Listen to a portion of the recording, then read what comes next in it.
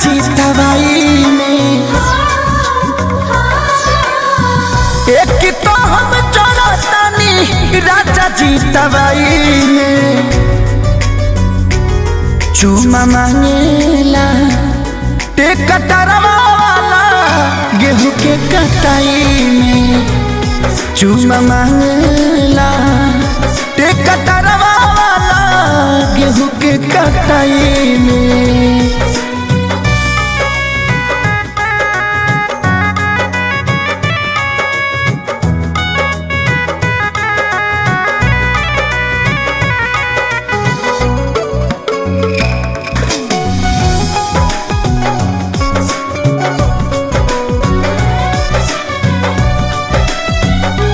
हाँ केहू नहीं बुझतावे हमारा ये दर्द के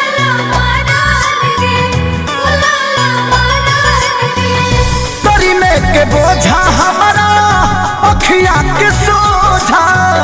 हो धाली सरद के आगे पीछे घुमाता रहत बाई में चूमा मांगेला टेकटरवा वाला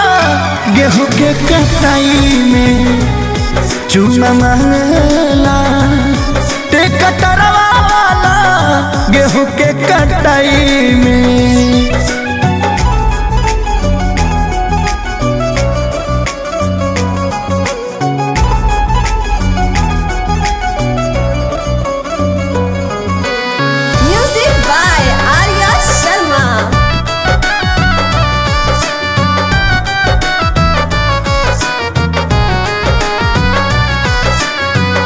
चिंता लगल बा हमारा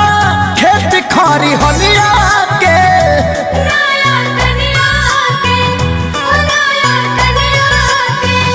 सभे देखल चाहे